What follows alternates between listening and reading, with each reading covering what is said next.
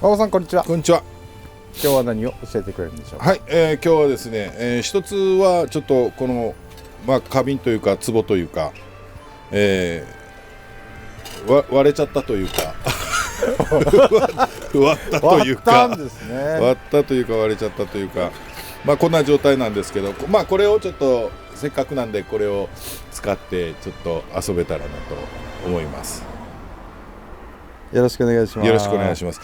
水中ボンドを使ってこれで器を作っていこうかなというふうに思っております。で、水中ボンドっていうのがですね、こういうのがあるんですね。これホームセンターやらでも売ってるんですけど、この2つの種類のやつを、粘土みたいなやつですね、これを混ぜてこねて作るやつなんですけどね。で、水の中で固まる性質を持ってるやつなので、ちょっとこれを使っていきたいと思います。まずこねくる作業からやっていくんですが、こういうのですね。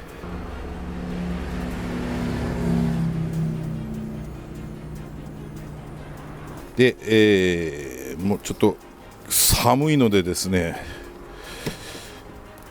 うまいこと混ざるかな。だいたい煮たぐらいの量を、ちょっと硬くなってるぞ。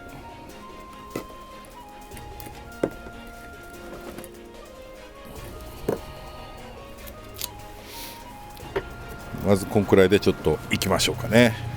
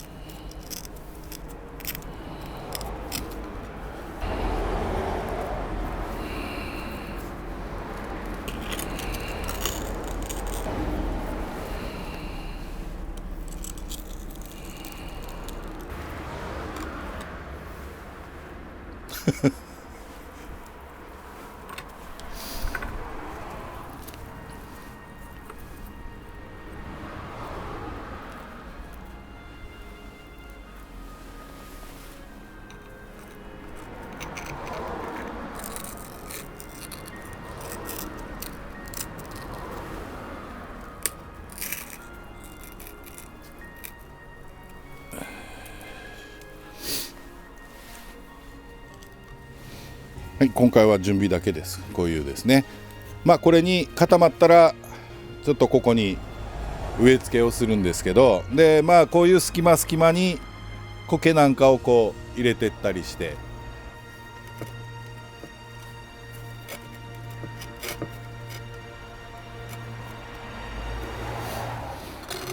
これは後々下が割れないように補強ですね。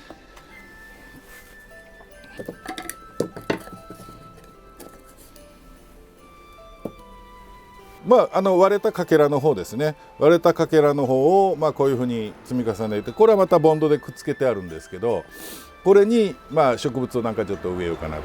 で、こちらの本体の方ですね。こっちの方には、これはですね岩絡みという木なんですが、ガクアジサイみたいな、花が咲くやつなんですね。でこれは白花の方ですね。これをちょっとこれにくっつけてちょっと飾ってみようかなというので、ちょっと今日は準備してます。で本当はですねこれに草物かなんかでふわっとさせようかなと思ってたんですけど、全然別件でちょっと今年こういうつぼみがついたよっていうんで、これ出雲大社っていう、お値段のする椿ですね、真っ赤な椿の木なんですが、今こっちにちょっと運んでくる途中、ここのせっかくつぼみ2つついててですね、これ引っ掛けちゃってですね取れちゃったんですよ。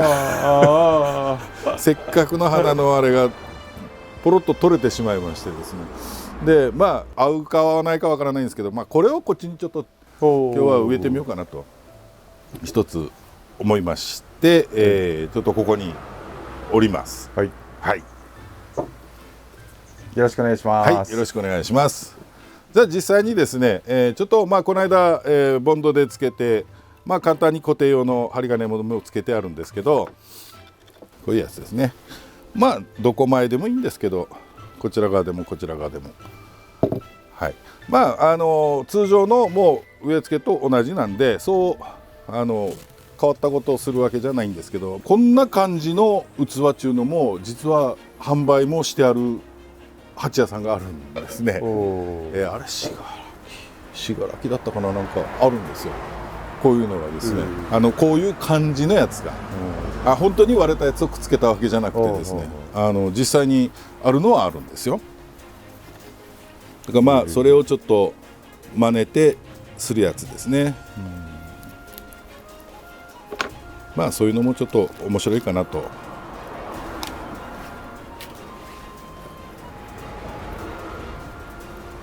この苔も使えたらいいなと思うんだけど、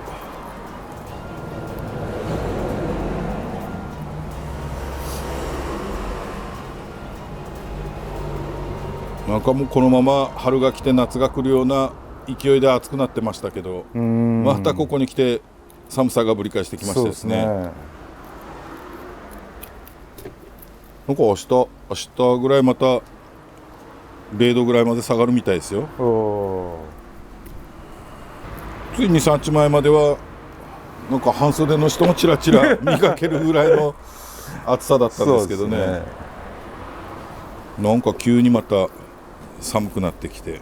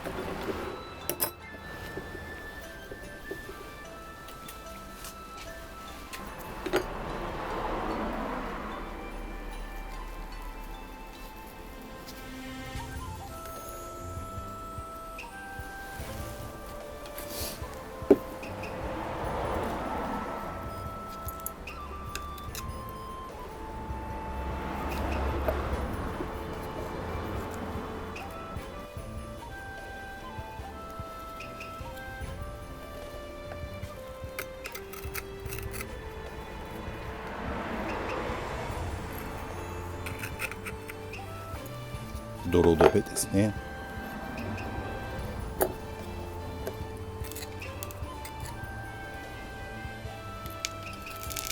おー、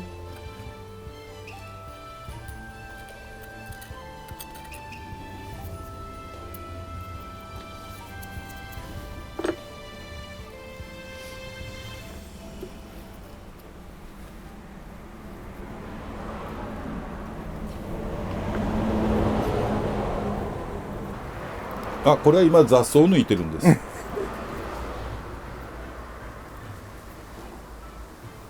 でも全部は抜けないからですね、また出てくるんですけどね。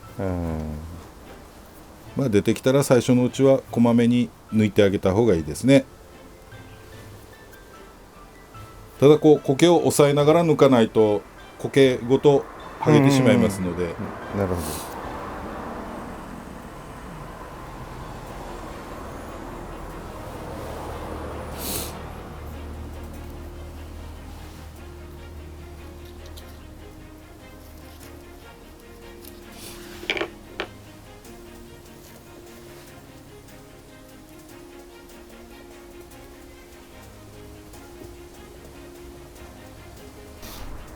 もうちょっと暖かくなるとですね、苔も綺麗なんですけどね、今の時期はちょっとあんまり見た目が綺麗じゃないですけど、暖かくなってくるとこれが緑が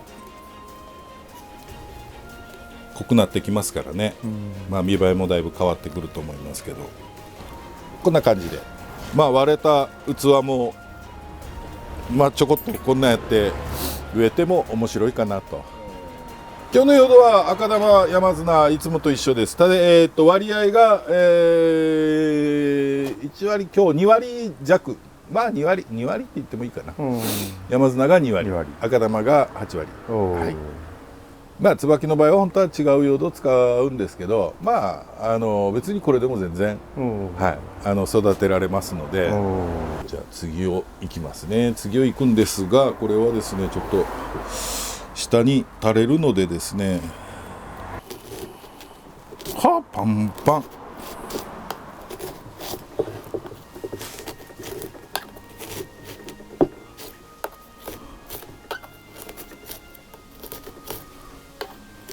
鉢を割った方が楽なんですけどね、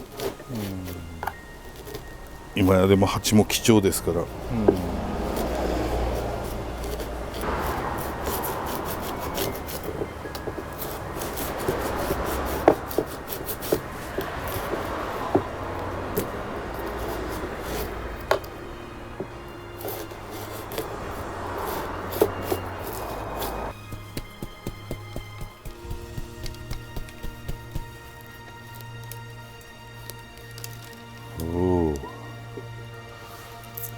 パツパツですね。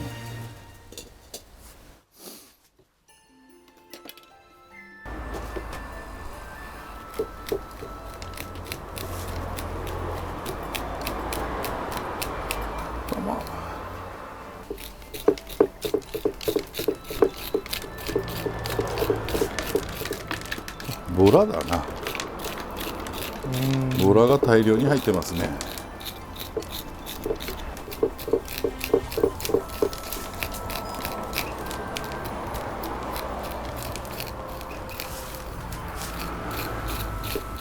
ほとんどボラですね。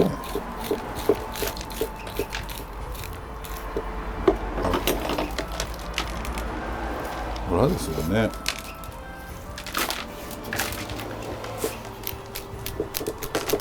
宮古城の方はボラをよく使いますよね。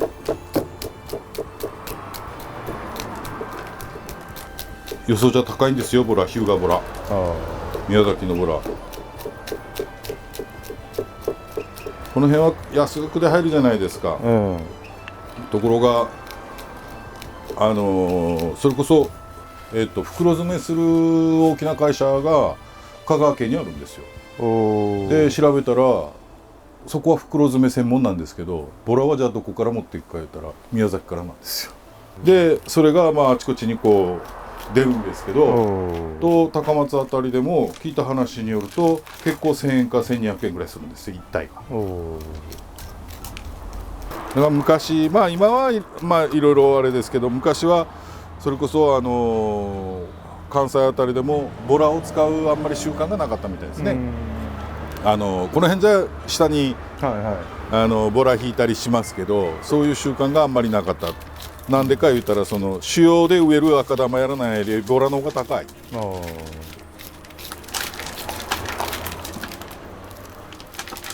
当然そういう風になってしまうんでしょうけどね。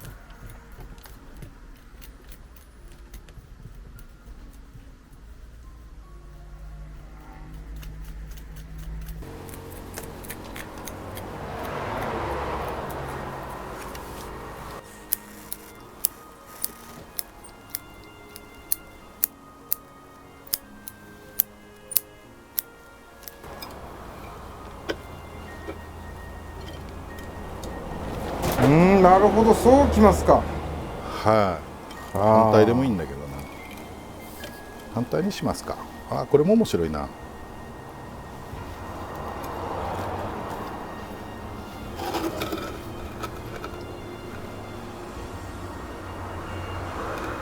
これも面白いですね。おお。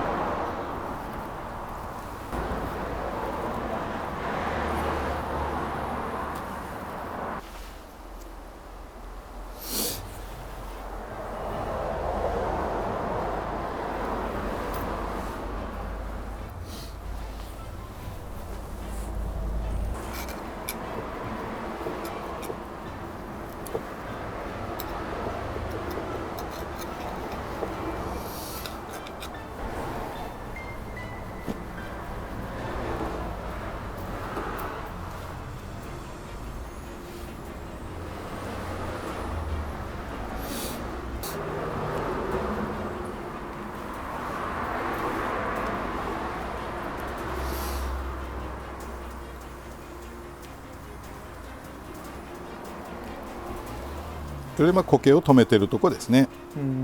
ビューピンかなんかですね。ですね。針金、アルミの針金を U の字にしてそのまま差し込んでますけど。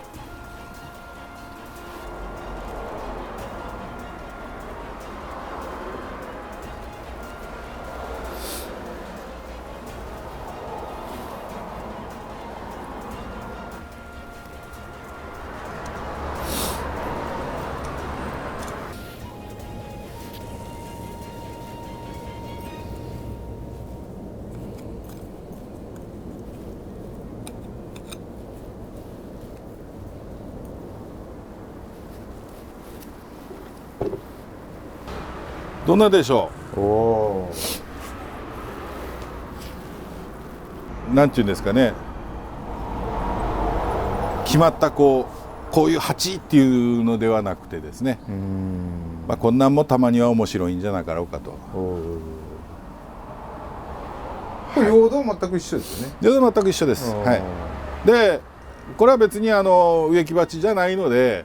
その水抜きの穴っていうのは特別ありません。ないけど、当然下まで開いてますから、かけても水は出てきますから、水が中に溜まるということはないです。これもしっかりですね。こう噛み合わせてる間がこう開いてますから、水はもうどんどん流れていきますので、せっかくなんでこのつぼみもここに乗っけて。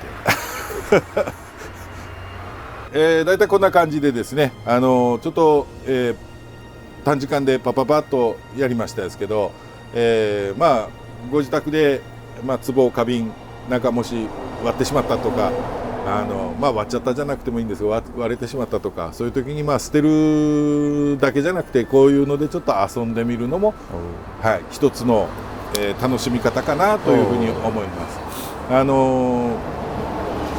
まあ多分探せばこういうのをされてる方もいらっしゃるとは思うんですよ。ただもう年が何年前、相当前から前はやっぱ同じようなあれでしだれ桜をこう飾ったりとかしてたんですけどね、まあこういうのも、やってみてはどうでしょうか。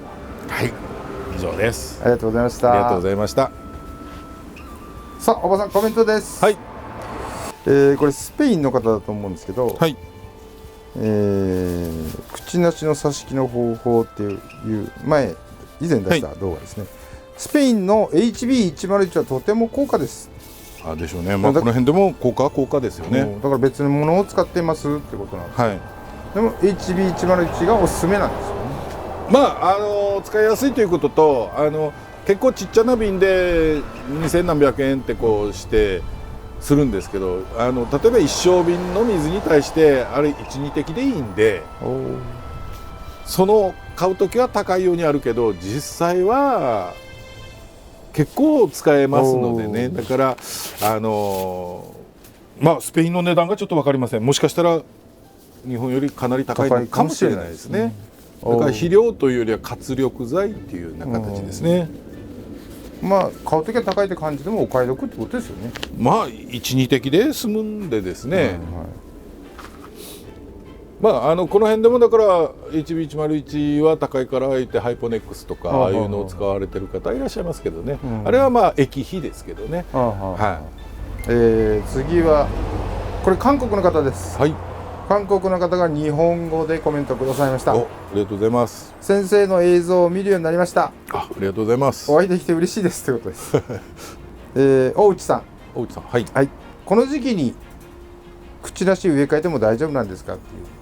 口なしとかああいうのは、まあ基本的には10月以降はまあ大概それで枯らすということはほとんどないと思いますよ。ただし、前回も言いましたかね、冬場にやっぱ植え替えた時はまあ他の地方はどうかわからないです。この辺では凍らせない方がいいというのは一つありますね。やっぱりどうしても宮崎の場合は暖かかったりするので、さっきもちょっと話してましたけど、つい何日か前までは半袖でよかったような、だからそういうような気候の時ってもう根が動いてきますからね。道端にカエルがいましたですよ。どうなんですか、暖かくなるんですか。勘違いして出てきたんでしょうね。多分今公開してると思いますよ。レクソサニーとか言って今公開してると思います。勘違いして出てきたんでしょうけどね。ちょっと雨が降ってた時道端にカエルさんが何匹か、ちょっと早いやろっていう。でもまあそんだけやっぱ暖かいということですよね。だからそういう時にも根が動き始めるので、その後にまあ凍ったりなんかするとやっぱ根を切ってしまったりということもあるのでですね。だからまあ、10月以降植え替えてもまあさほど問題はないんですけど、凍らせない方がやっぱりいいんじゃないかなというふうには思います。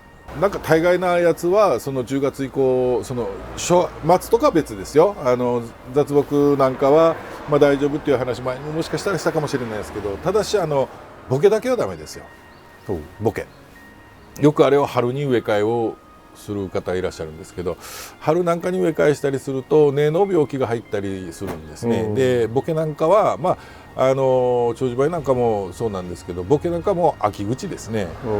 だから春、花が終わって葉っぱが出て、で徒長するところはまあ随時切ってもらっていいんですけど、切らなくてもずっと伸ばしっぱなしで構わないんですけどね、ボケの場合は。で、だいたい秋口この辺だと9月の半ば過ぎぐらいになってきたらから10月頃ですねに思い切って刈り込んで同時に植え替えをするというようなやり方がまあ一番いいかなというふうに思いますね。じゃないと根の病気が入って眼種病ってこうコブができるんですけどね、あれは入るとまた厄介ですよね。殺菌剤に漬け込んだりだとかいろいろしなきゃいけなくなるのでですね。だからまあ木も弱ってきますからね。だからボケだけは春ではなく、秋口ですねに植え替えをするようにされるといいとは思いますけどね。なるほどですね。大内さんは4月来月ですね。はい。宮崎の師匠に会いに行きます。ありがとうございます。お待ちしております。この間大場さんに聞いたやつですけど、大内さんからの質問で。先日獅子頭もみじの取り木をしたのですが、その後の管理場所を教えてください。日当たり、半日陰、日陰、どれがベストですか？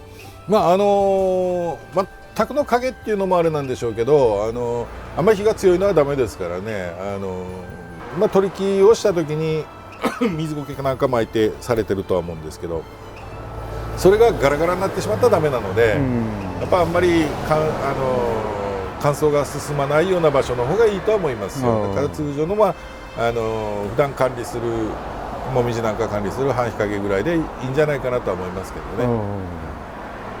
全くの影ではない方がいいとは思います。はい、やっぱり植物ですので、お日様の光はあった方がいいと思います。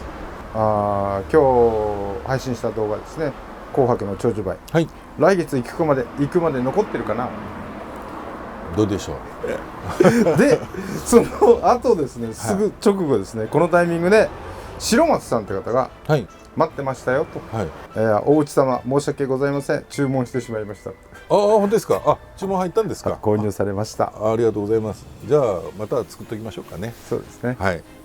似たような感じで、ちょっと形はね、その木で違ってくるので、ちょっとこの間のとは違うかもしれないですけど、この間のやつですね、花が咲き始めました。